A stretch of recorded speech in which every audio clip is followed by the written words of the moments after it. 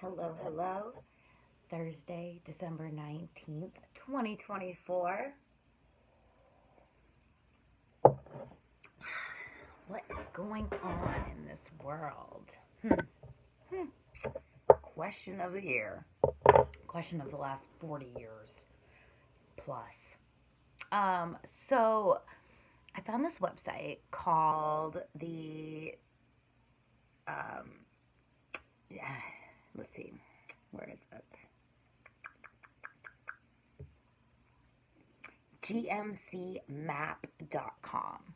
So that's G as in George, M as in mom, C as in car. gmcmap.com. And what this map does is it shows you real time radiation in the world. And it shows them in CPMs, which is counts per minute. And from my research, that is the number of clicks that are counted per minute for radiation. So I'm going to turn my phone towards you guys in a minute here. No, I don't want to open this. I want to exit out of there. And okay, so this is today in real time. I wish I had a bigger screen. I need to get my laptop up and going again. But this is over in California. You can see there's some greens, some yellow, and some reds. So the greens are under 50 counts per minute, and then 50 to 100 is a lighter yellowish green, and then 100 to 200 is yellow, and over 200 CPMs is red. So over here in the San Bernardino National Forest, which is kind of interesting, you would think there wouldn't be a lot of radiation in a national forest. They are at 416 counts per minute right now. I don't know if my phone is going to show you, but that red is in the San Bernardino National Forest in Forest Falls in California. So, let's see. It's just a good tool to know about, and I saw Miss Gina on YouTube. Ooh, wow. Over here in Arkansas, in the Hot Springs area. Hot Springs Village. Ooh, what do you guys got going on over there? 775 counts per minute. Right by Lake Cortez. What is this?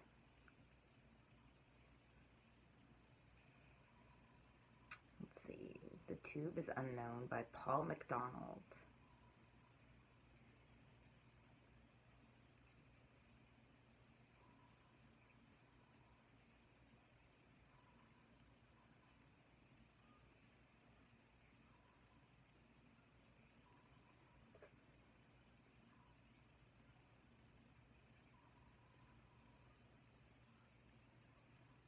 What do y'all got going on over there?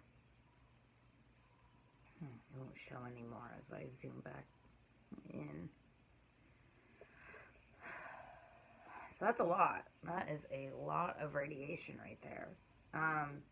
So I was looking at the San Bernardino one, and you can look at the history. And on today at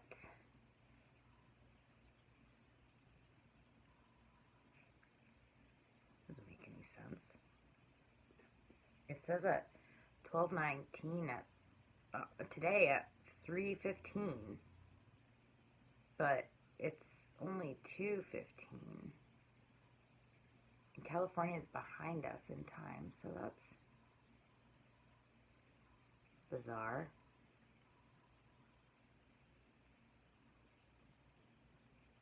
Oh, it's GMT. Well, anyway, according to this thing, on December 19th at 2:04 p.m., it was at 1,306 counts per minute. And at 10:53 a.m., it was at 1,177 counts per minute. And then it goes down to like 17 counts per minute. So, kind of interesting. Like, what is causing the surges in that area? Is there a cell tower? Is there a nuke plant? Like, what is it? So, as you're learning about radiation, it's important to look at what radiation symptoms are for exposure. So, acute radiation syndrome is known as radiation sickness, and it's a serious illness. It occurs after exposure to high levels of radiation over a short period of time.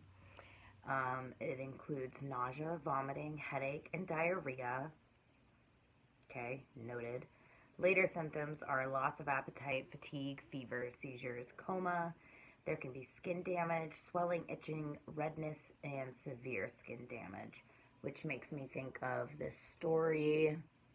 Can't remember what state it was in, but there was a woman and her son and her mother who came across a UFO, UAP, and it supposedly was on the Earth's land, so they were able to approach it, and the next day, the daughter and her son had severe symptoms. Within hours after getting home, they had symptoms of like feeling tired and just not good.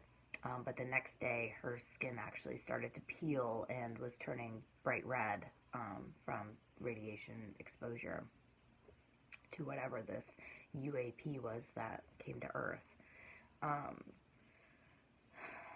Cutaneous radiation injury, they appear from a few hours to several days after exposure, and those can include itchiness, tingling, skin redness, and swelling caused by a buildup of fluid, also known as edema.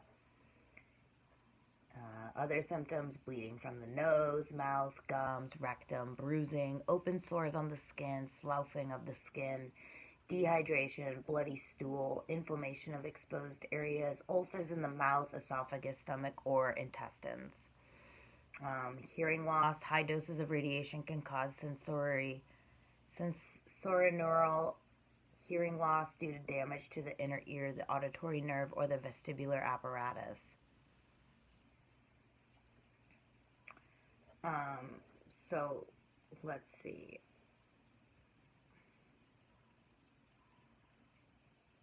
What level of radiation exposure can cause acute radiation symptoms, sickness?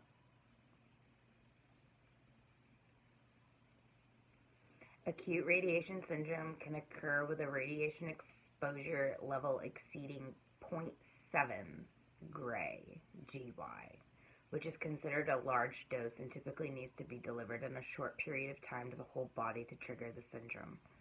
Mild symptoms may appear at doses as low as 0.3 gray, which I guess is another measuring unit I'll have to look at.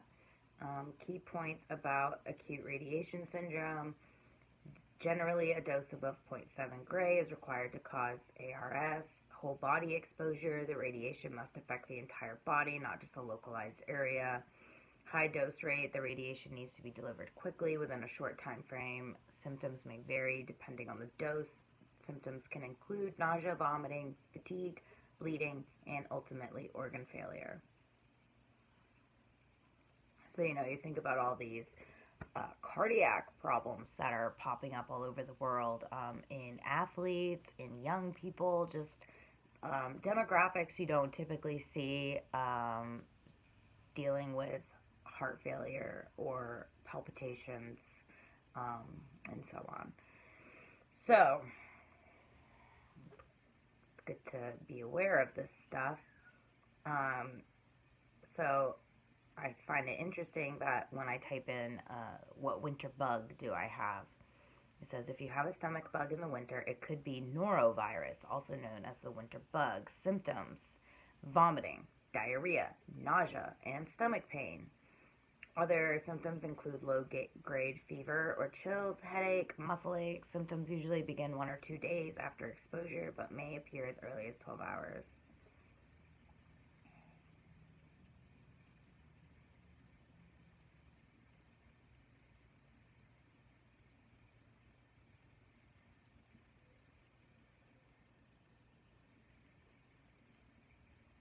Hmm.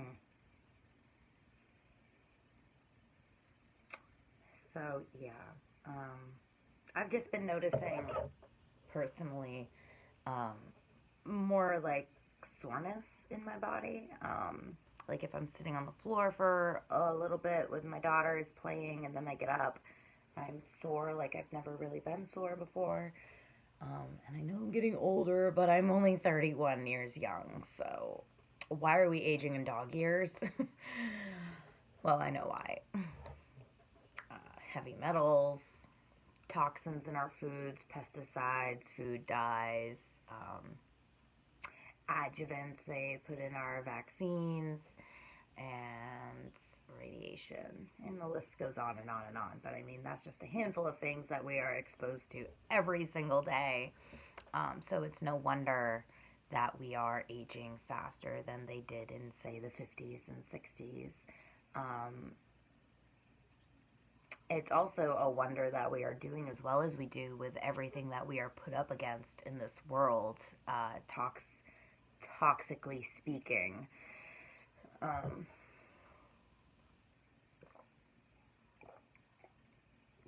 I remember in 2020 there was a night I was watching Allie Carter.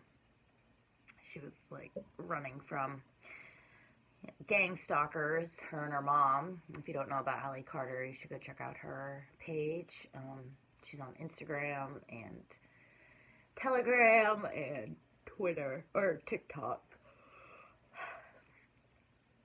But I was watching her and I had my phone in my hand and my heart started to palpitate. And I just threw my phone on the couch and was like, what is going on? But looking back, I know that was radiation exposure. And looking at this radiation map and seeing how just in a within hours, minutes, these areas of high radiation exposure or even low radiation exposure all of a sudden uptick to over 700. And I mean, let's see. They say, yeah, about 0.7. So let's see. What is a gray measurement for radiation? Not a raisin, radiation. 1 gray equals 1 joule or kilogram equals 100 rad. Okay. A gray, or a GY, is the international unit used to measure the absorbed dose of radiation, essentially indicating how much energy is deposited per unit mass of tissue when exposed to radiation. It's the SI unit that replaced the older rad measurement, with 1 gray equaling 100 rads. It's kind of crazy. It measures the amount of energy absorbed by a material due to radiation exposure. While gray measures the absorbed dose, the biological effects of radiation are usually expressed in sieverts, SV, which takes into account the type of radiation and its potential damage to the body.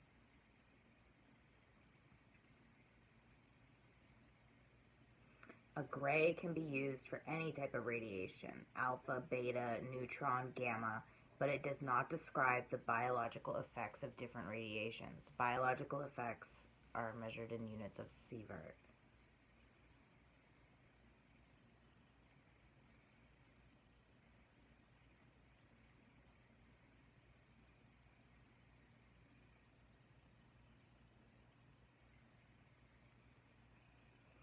So this is kind of like over my head. I'm not really comprehending, but I am comprehending that if 1 gray equals 100 rads, then exceeding, it says acute radiation syndrome can occur with a radiation exposure level exceeding zero point 0.7 grays. So that's not even a whole gray, which is 100 rads. So not even 100 rads is considered a large dose and typically needs to be delivered in a short period of time to the whole body. So where we see these huge upticks in radiation, like in that San Bernardino National Forest, that is a large amount being delivered in a short period of time. Why? Right? And what's it doing to people? I mean, during 2020, we saw all of these, during our quarantining from the man-made fear-mongering virus, we saw all kinds of 5Gs go up, towers, and on top of schools, in subdivisions with tons of homes. There's like huge cellular radiation towers that are, they're just going up all over the place. And in some places, they're hiding them as like palm trees and pine trees, and it's just becoming part of the layout of the land. And I do not consent. I don't know about you guys, but I do not consent to this shit. And radiation just, it causes so much. And we're told that it's, I don't know, that there's nothing to worry about. So there's different ways to protect yourself from radiation. Let's see.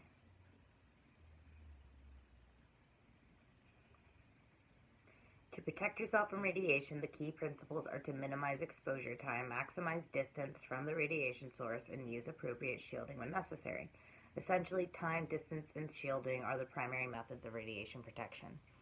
Key points: limit exposure time, stay away from radiation sources as much as possible, and reduce the duration of exposure.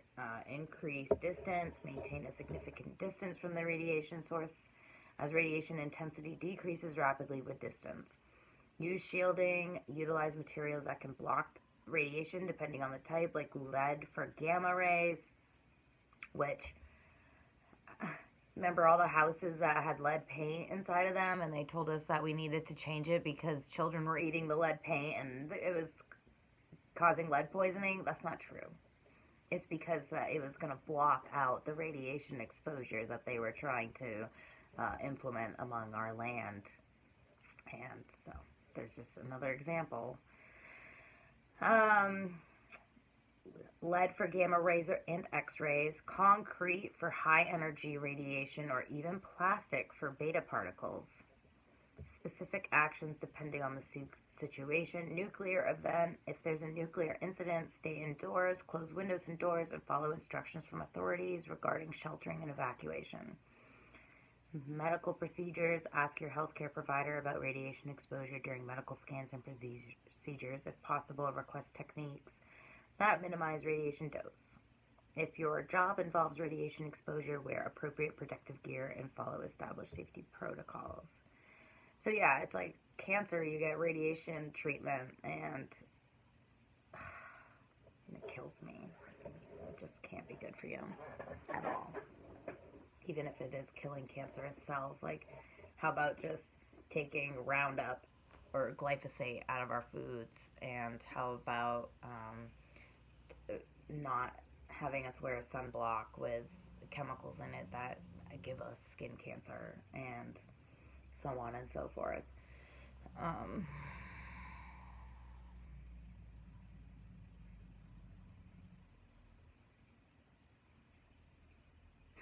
Makes me want to paint my whole house with lead paint. Wow. I don't have any of them, but I've seen like those sleeves you can buy for your laptops and phones. Do not use your phone when you have it plugged into your charger. The radiation is like more than tripled when you have it plugged in and you're holding it and using it. No, no, no, no, no.